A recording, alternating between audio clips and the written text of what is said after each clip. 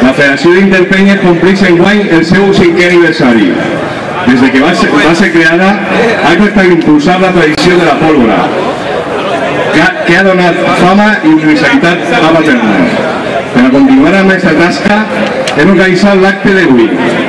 Com a president de la Federació d'Interpenyes, vull donar les gràcies a l'Ajuntament de Paterna per la seva ajuda, a la parròquia de Sant Pere per la seva col·laboració i, com no, a tots vosaltres per la vostra presència. Únicament em resta dir que des de la Federació d'Interpenyes anem a continuar treballant en el foment de tot allò que engrandisca Paterna i la festa del foc. Avui farem l'homenatge als homes grans i seran Severino Damián Polo, José Samuela Martínez, Pepe Huguet Martí, Antonio Guillén, José Luis Sánchez Acebo, Ernesto Martínez Benedicto, Carmen Martínez Benedicto, Juan Amán Moreno, que estará en el balcón, y Luis Camp Vivó, que será avui el que farà la lectura del bar. Abans de l'inici, i tal com se feia antigament, es procedirà a la lectura del bar. Enguany té l'honor de llegir-lo el tirador i paterner Luis Camps. Amic Luis, quan vulguis. Moltes gràcies a tots i al senyor president per haver-me donat l'orgull i l'honor de poder-nos dirigir unes paraules. Poble de Paterna, tirador, paterners, va començar un acte entranyable i emotiu, un espectacle que ens connecta en els nostres orígens, en els antics rituals que els nostres majors paterners varen practicar en el foc. Un ritual sagrat que en tant orgull oferim al món sencer i mos observa en tanta admiració i respecte. Se va procedir a donar l'homenatge als homes grans, un sentit tribut als tiradors que mos han precedit, a aquells que han desenvolupat unes tècniques per a dominar el foc que ja varen iniciar generacions anteriors, als que els seus venerables arts i la seva particular destresa van forçar la festa del foc, varen otorgar una mesurada fama a la cordat de Paterna i varen concedir un notable prestigi al poble sencer. Estos homes grans ja no participen en la cordat, però sempre faran part d'ella i així ho rememorarem amb passió cada any que passi. Amb el beneplàcit de l'Ajuntament de Paterna i en esta plaça tan important de la nostra villa donarà començament este meravellós acte. La peça ha sigut motiu d'orgull per a generacions de paterners, en la que celebrem avui s'hauran de complir i respectar les normes següents. Primera, tota la plaça se considera a partir d'este moment zona de foc. Segona, els carrers adjacents passen a formar part de l'espai de risc i de perill. Tercera, en el recinte adequat a aquest efecte només podran quedar-se les persones acreditades. Quarta, els tiradors homenatjats recibiran per part de tots els presents la consideració i el respecte deguts, incluïts, com no, a Juanito.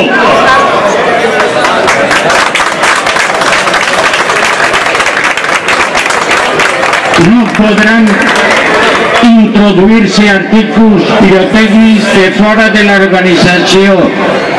I sexta, queda terminantment prohibit llançar coets que no siguin els de la peça.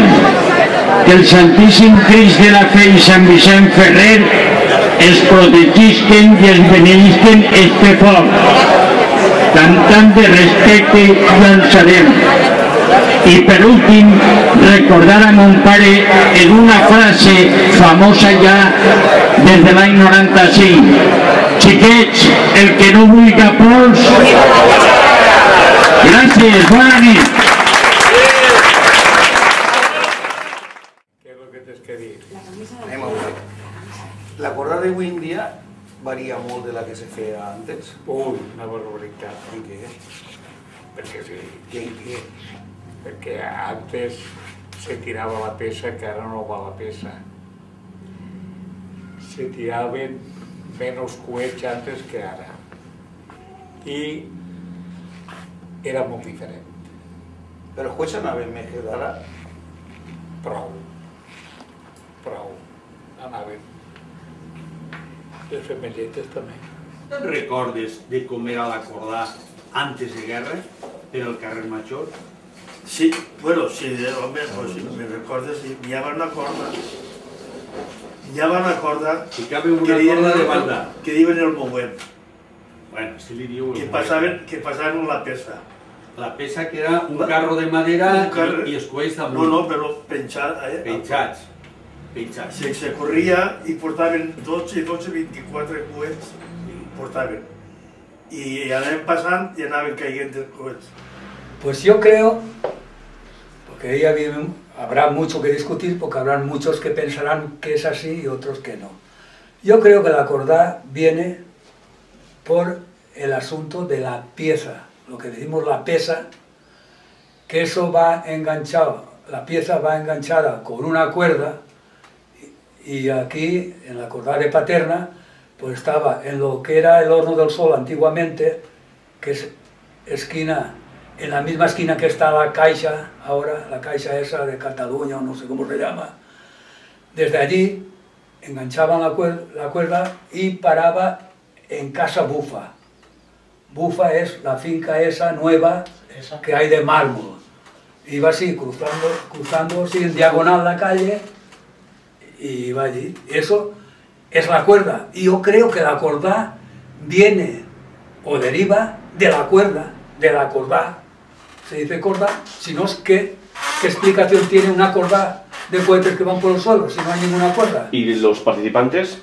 ¿Que era todo el pueblo, son los clavarios? Los participantes antiguamente eran los clavarios, ojo, así como ahora hay peñas, antiguamente no habían peñas, no habían peñas.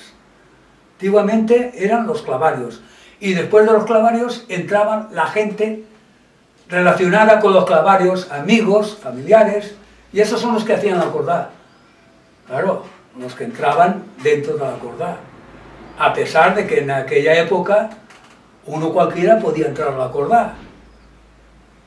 Tú podías entrar, como ahora que ponen vallas y municipales para que no entre nadie, no entra nadie. Antiguamente podía entrar quien quisiera a la corda. Y lo que pasa es que yo entraba, por ejemplo, que no estaba invitado por ningún clavario ni por nadie, yo entraba a la corda, pero yo no tenía derecho a sacar cohetes de un cajón, porque no era mío. ¿Pero coger cohetes de la pesa? Y de la pieza, los cohetes que caen los puedes coger. Claro, los que entraban en la época esa, cuando iba la pieza, pues sí, entonces caían los cohetes, los cogían y los volvían a tirar. Era muy joven también, ¿no? Vuelvo a repetir, casi salía allí Sí, los cogían los cohetes y eran cohetes, tal vez con las salidas más lentas, ¿os acordáis? Que se quedaban más tiempo en el suelo, los podías coger con más facilidad. Y bueno, sí te divertías cogiéndolos. Daba más tiempo que ahora eso es imposible, claro, eso ahora es una utopía. Pero entonces sí, no había la cantidad, había gente que entraba con camiseta de sport, como ha dicho mi tío. O sea que para entrar con camiseta de sport es porque los cohetes, la verdad, no habían tantos y había mucho tiempo para divertirte con ellos, ¿no? La diferencia es brutal de entonces, ahora ya digo, yo era un crío. Y los cohetes más fallaban más también. Yo recuerdo que mi abuela me enviaba a coger cohetes para la cuerda, para estar ella en la cámara, cosas. Y los que estaban buenos me los quedaban, no los quedaban, no los tirábamos los chiquitos, ¿no? Era diferente, era totalmente diferente ahora. Yo creo que en este aspecto te divertías más, pero no era lo emocionante, como han dicho todos, ni esa pasión por el fuego, verte envuelto en llamas como ahora. Era diferente. Por eso, como he dicho, entonces también desapareció la pieza y el juguete. Tengo que los cohetes eran mucho más lentos, ahora el cohete es mucho más rápido. Una vez encendido no puedes ni cogerlo. Entonces la corda también duraba más tiempo. Era para aquí, para allá, para allá. Ahora es una cosa, como dijésemos, simbólica, espontánea, fuerte, emotiva. Eso es la corda. Lo que no podemos estar una corda de 3 horas tirando un cohete aquí, uno allá, como después de la corda. Entonces, sí, ahora la corda es espontánea, 20, 25 minutos sin parar, que haya fuego. No podemos estar dentro de una cuerda tirándose 4 cohetecitos toda la noche y la gente ahí mirando. Ha de ser una cosa simbólica, espontánea, masiva, fuerte, eficaz, positiva, maravillosa.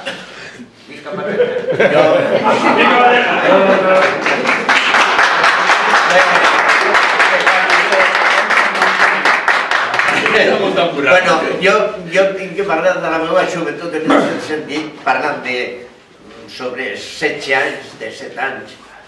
No sé si que anàvem a veure qui agafava o qui no agafava un coet.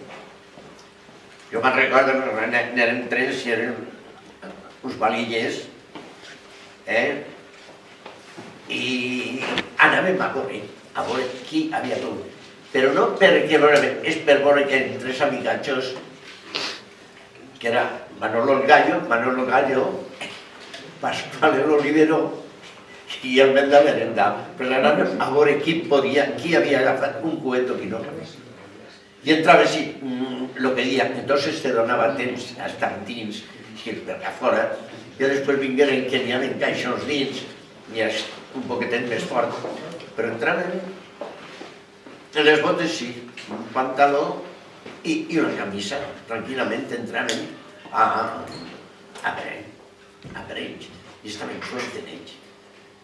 I ara molt bonic, n'hi havia molt cèrebre escrits que aguantava, i no, aguanta el carro, i els altres, tira-li el carro avant, i què digués? En fi, el que passa, els xiquets el que volien era això. Els xiquets ja eren majorets, 16 i 17 anys, i eren almenys. Escrits era molt bo. Sí. Molt bo. Jo crec que a mi, dels millors que ha portat la peça, per a mi, un dels millors que ha portat. És que entonces, així com ara n'hi havia 25 o 30 o 40 clavaris, en aquell entonces n'hi havia 15. Ah. Són molt poquets? Molt poquets. Pues això s'escostaria. Exacto, esos señor ya eran... El rics de Paterna. Diguem, el rics de Paterna. Se tiraven molt poc de coet, perquè valia molts diners i... I ells pagaven els coets. I ells se pagaven els coets. Pero eran 15 clavaris. 10, 15, de ahí ya no pasa. Se terminó la guerra, empezó otra vez como era antes. Se hizo la clavería, se acabaron primero hacían todos los cofrades que querían ser, y luego se hacía un sorteo para sacar los clavarios. Primero sacaban al clavario mayor, y luego sacaban a los 16 restantes. Si uno decía, no quiero ser, había de reserva, que decían, pues yo sí, sale. Porque aquello suponía pues un gasto bastante grande, el meterse ahí dentro. tenían que pagar la cuota, y de ahí tenían que salir los cohetes y todo, que el ayuntamiento no pagaba entonces nada. En aquella época el dinero escaseaba. Entonces salía todo de la clavería. Y eso es lo que hay. Pero es que antiguamente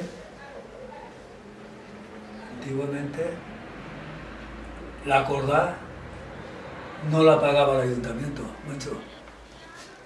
Salía de los clavarios. Eso fue lo primero que se hizo así. Pero después ya se metió el ayuntamiento, ya estaba subvencionada, tanto, y después ya era todo. Eso es que no me acuerdo yo el año que fue el año ya. Eso ya fue con Borrell, con el señor Borrell. Ya la acordaba. Bueno, ya estaba subvencionado todo, ya con Borrell. Fue cuando él pasó a cogerla. Yo creo que antes.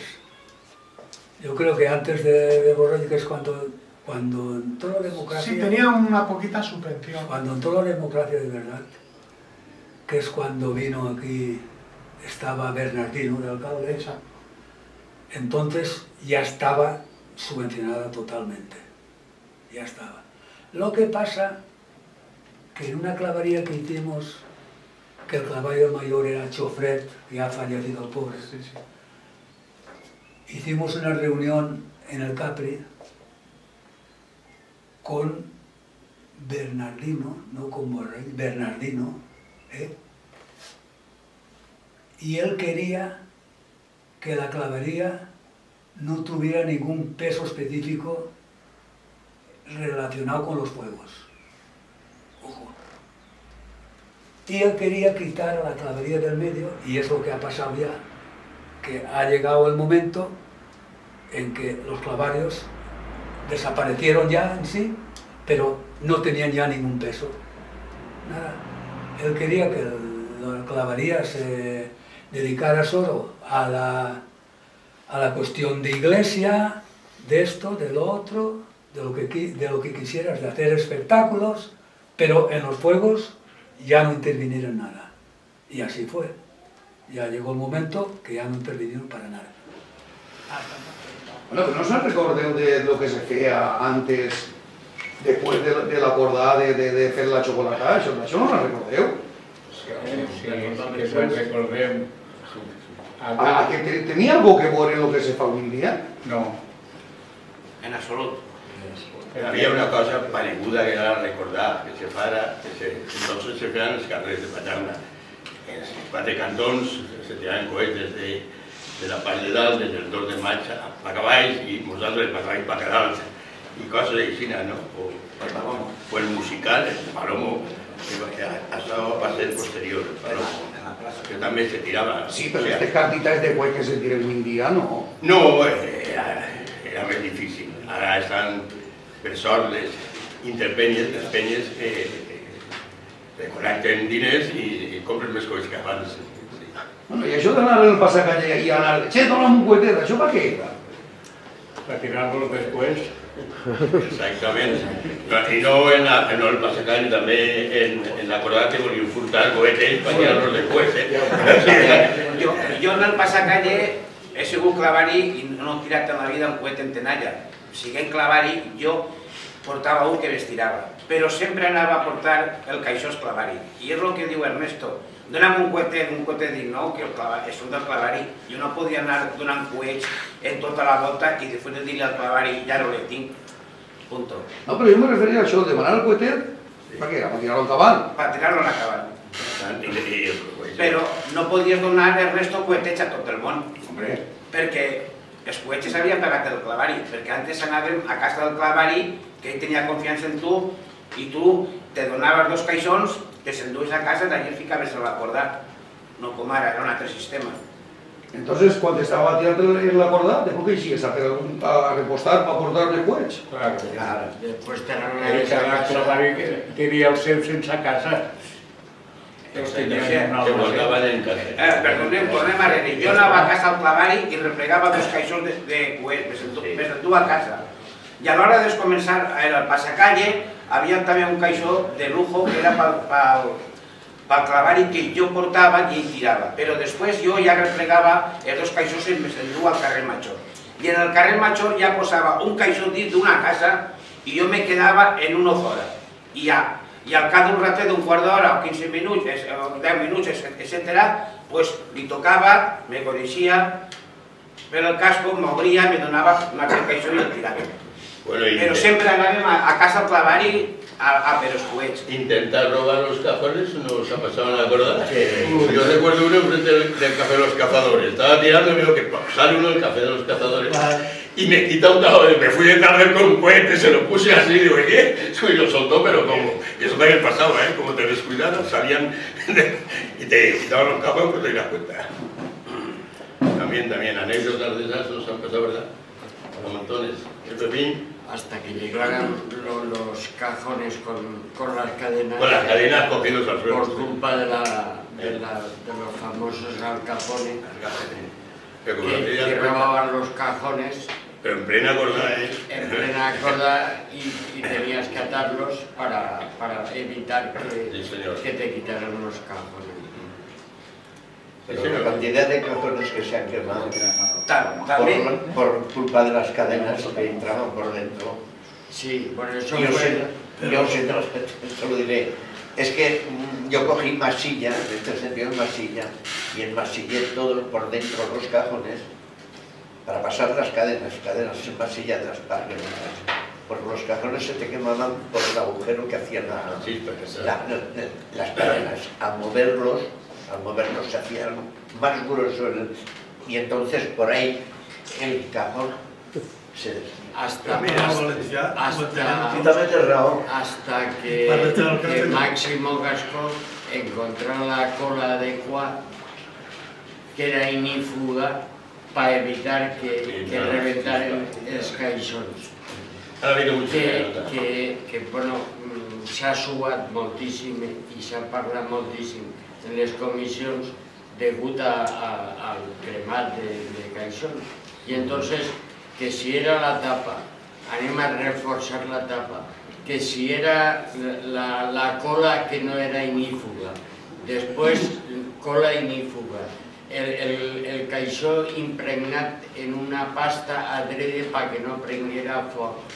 Tot això ha sigut a base d'anys i anys i anys treballant sobre el tema i avui en dia no dic que estiga a la perfecció perquè sempre n'hi ha falles. Siempre se intentarà. Però s'intenta dins de la comissió tècnica de la corda aportar cada un la seva idea per evitar que n'hi hagi problemes. Como cualquier macho, una pregunta. Como cualquier macho, una pregunta. Com Paterna són pioners en agarrar més seguretat en cas que ens agraden i fem locures en els webs, quan s'ha començat a deixar de fer la peça per mesures de seguretat? Quan què? Se deixar de fer la peça per mesures de seguretat. No recordo jo això. No, en casa de l'abuela quan... Les peces estaven allí i en casa bufa. La cambra gran. En el balcoixe estaven les peces. Pero no va a ser per seguridad. Ahí, en la cambra estaven les peces. Va a ser I d'ahí se l'ava traguent i enganxat. Va a ser perquè la peça ja... Después que tira en baix, la peça ja no feia res. Y era un cuento desde la peça no tenía ya ningún valor. La cantidad de cosas que se estaba tirando al carrer. La peça tenia el seu valor en el moment que per baix havia por de foc, i la peça. Però el que diu el meu amic Huguet és que després ja havia molt de foc i la peça no se li donava importància, perquè havia, és això el que vol dir. Bueno, però és de veritat que això que se feien dos cordades així Paterna? Bueno, la cordada oficial i després... No, perdona, no. Dos cordades oficials. No. Se va fer un any... La del Sant de la Pedra i la del Cristo. No, però així s'estan referint a... No, me referís a Ixa. A la que feien també els que anaven a la mili i tot això, no? No, la que feien els padrins i els casats. Els padrins, exactament. Jo no me'n recordo mai, Això era antes que això, però els Sants de la Pedra eren també una claveria. I eren tots padrins. Y entonces feien la festa i anaven de picotillo ells i els del Cristo. Això va ser en 1900, 32 o 3. Mon pare va fer la festa eixa dels Sants de la Pedra. Estàs parlant de l'antigüedad personificada. Davant de vosaltres. Los solteros del pueblo hacían la fiesta a los santos de la piedra. Antón y Serén. Que Antón y Serén. Esa hacían los solteros. Y eso hacían también un acordado y un pasacaballo en cohetes. Y iban de picotillo ellos y los clavarios del Cristo. Por eso hay un cohete aquí de mi padre, que aún lo conservan, está un poco deteriorado, pero aún se conserva.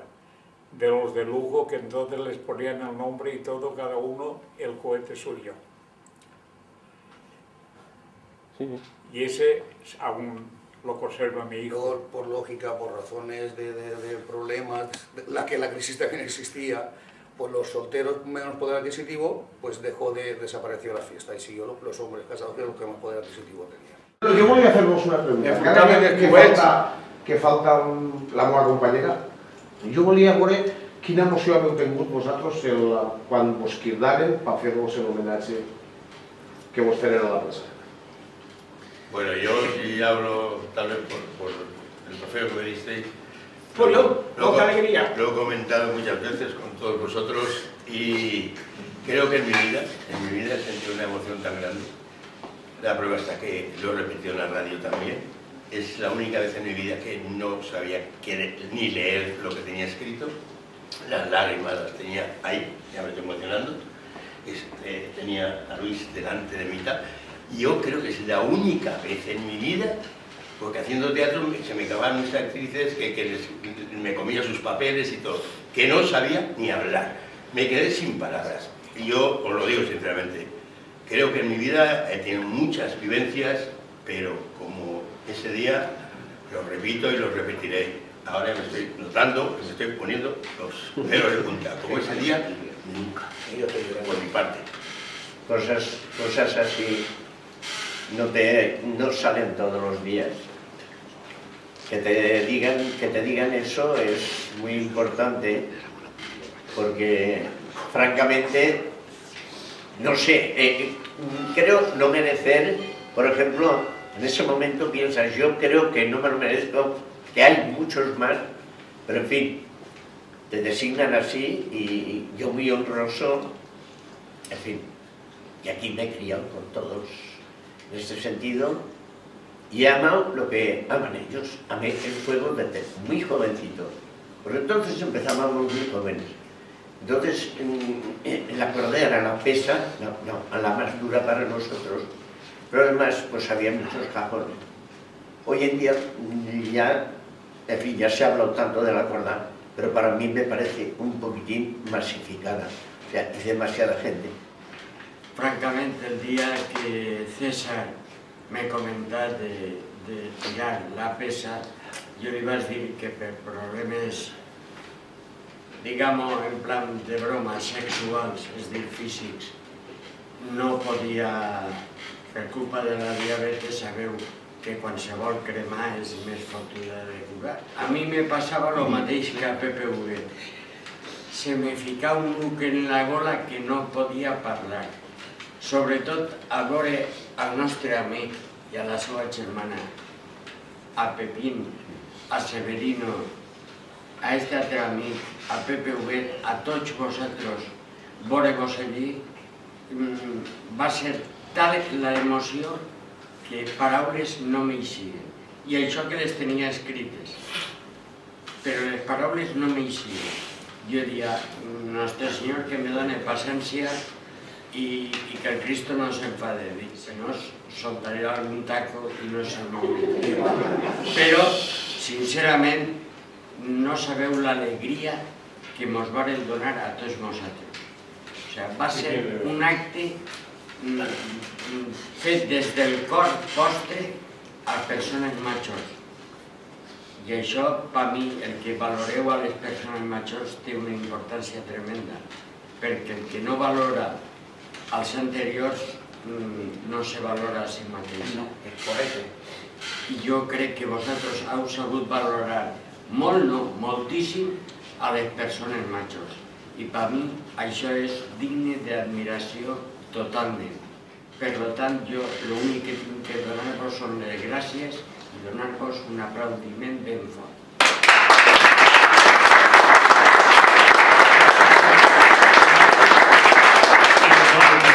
A veure, Severino, la teva opinió. Què vas sentir? I què vas sentir quan estaves passant la peça? El què? I què vas sentir? Quina emoció vas sentir? Quan vas passar la peça? Hombre, pues tú me dirás. Anava Llonet. Anava els capitans. No podia... Perdona, jo m'he donat la impressió de que vosaltres l'heu passat i esteu tan agraïts perquè potser eren fluixets. En seu femenina la parlaria. Jo pensava en estirar i enrotllar-me la boca. Jo pensava en tirar la carn i enrotllar-me la boca. I anava rient-me, però esforçat. Anava rient, però esforçat. Per a veure que ja feia tants anys que no feia aquest paperet i me dignaren, me criaren perquè ho fera. La il·lusió més gran del món. I vostè, senyoreta, bueno, el Chiconino? Pues jo recordava molts moments pareguts. No eren iguals, però eren pareguts. Els que teníem els cuers per els peus. I això, pues, m'halaga molt. I Pepín? Què sentit Pepín? Jo? Tot. Ja ho han dit tot. Así tot el poble sap lo que es la cordada. Pues a mí me pareció una cosa muy grande porque eso recordaba los tiempos pasados cuando se hacía y que lo habían quitado ya. Y entonces volvió a hacerse eso, pero aquí en la plaza. Pero yo lo veo, fue un acto muy bonito.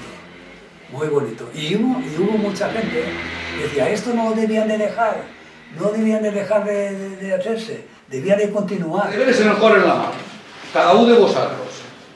Com tu eres el que més parla, tu a començar per tu. A més, eres més jove, per parlar. Realment, quan entrau al carrer Major, a cremar cuells de la corda, quina sensació teníeu? Pues ese día estaves tot el dia de diarrea, la primera. I hasta que es començava la corda i te calfaves un poquet, ja t'ho tiraves tot per damunt, t'ho tiraves d'agrapant per damunt, anaves ja millor. Però aquest dia, parle per mi, anaves tot el dia en diarrea i tensions. Era una cosa molt sèria, era molt sèria la cosa, que és pólvora. I és que va estar feliç de la pólvora mos ha costat de recuperar-se un tot, molt de pus i molta merda. Yo no, yo el aspecto de esto, yo verdaderamente nervioso sí, pero con unas ganas enormes de que llegara la hora de meterme allí, porque todos saben que cuando te metes dentro, solo estás como en otro mundo diferente. Te ves rodeado de fuego, no notas que te dan la servilleta, ¿no? Es algo, la emoción es tan grande que yo estaba deseando que llegara, porque creo que no habrá nada tan emocionante como estar dentro de una corda y verse envuelto en el fuego, ver cómo se quema un cajón al lado tuyo y te ves envuelto en llamas, un calor intenso. Yo creo que es una emoción que ni los que se tiran de los puentings, ni los que hacen todas las chorradas. Como entrar en una corda, la emoción anterior era ya, pero por emoción y por ganas de que llegara la hora. Maravilloso, extraordinario. Sobresaliente. Para mí, antes de entrar, desde luego, a ver si te falta algo, a ver si está, en fin. Siempre has pensado en que tenías que ir bien equipado y para que no te ocurriese nada. Hasta que no empezabas la corda, estabas pensando antes, lo que querías es que quedase bien, que no se te quemase el cajón. No tenías nada más que en mente que no se te quemase el cajón. Ir continuamente sacando y que no se te quemase el cajón. Ahora, cuando empezabas, habías sacado 3 veces, ya empezabas la emoción esa que te entra, es algo maravilloso. Yo quisiera que es una expresión, dicen que la pólvora es una droga. Aspirarla de ella, ya entras dentro de ella y no puedes separar de ella. En este sentido, ya después, ya como si estuvieses por casa paseando. Sí, senyor, aprovat. La sensació que dona l'entrar en la corda, dic el mateix que Antonio, te passes el dia anterior i el mateix dia, en un dolor de cos que no t'ho pots ni imaginar. No saps si tens ganes d'anar al bany o si has eixit del bany. No ho saps. Hasta que no estàs dins. Quan estàs dins i es comença tot el folló, és quan et comences a donar-te compte de què és el que està passant. I té tan mala pata la corda que dura 21-25 minuts. Perquè quan estàs plenament emocionat, tirant, disparant sense parar, és quan te veus la bengala, la mare que va, ja s'ha acabat, fins l'any que ve. Però saps que l'any que ve tots anem a tornar a començar un altre viatge. I entonces te dona la il·lusió, la motivació de dir, bueno, ja queden 364 dies. Això és el més bonic que hi ha. Pel tirador, el més important és que quede ben acordat. No té que estar molt de rato així. No, que aguanta, tens que aguantar. Ahora que pones al sector. Jo tinc el dia que faig Sant Vicent. No, pues Sant Vicent i Sant Martí, no? Pues ja dic que el més bonic és tindre la il·lusió d'aixòs 364 dies que te falten, viure-los esperant-lo com el que espera Déu. Que això és el més important per un tirador. Severino. Home, jo entenc què vols que li diga. És un moment molt agobiat per la persona que entrem allí. Però és el que ha dit el meu amic, que segons conforme se va passant, lentament, i els segons te vas emocionant. I aquest tremolor que tens damunt de tu va desaparèixer.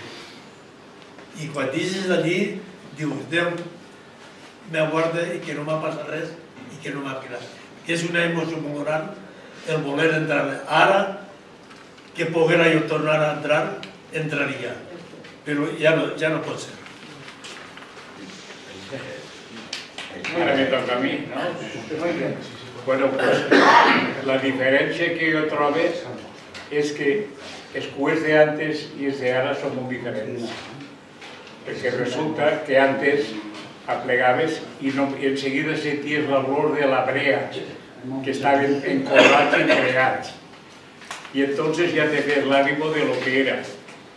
I ara no fan olor de res, de cartó.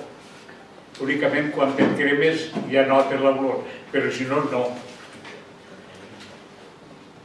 Bueno, total, que la corda paterna és un homenatge a la festa valenciana. És un homenatge a la comunitat valenciana per autonomia i que passa de pares a fills i de paterners a forasters per mantenir la tradició. Ara, és una cosa molt bonica, molt gran per nosaltres, per els comiters, els que tenen una afició tan gran, i hi ha qui té molta afició i quan es comença la corda pega a fugir. Però aquesta afició, aquesta gana, i sent l'olor a pólvora i l'olor a fum, que emborratxa l'home i no deixa veure ni la llum. I això és una emoció molt gran que passa, ja ho he dit, de pares a fills i de paterners a forasters. Però aquesta afició i aquestes ganes de que es comença la corda és unes ganes que no saps per on ix. No saps per on ix, però quan es comença a sentir ja l'olor a pólvora ja emborratxa l'home i no deixa veure ni la llum.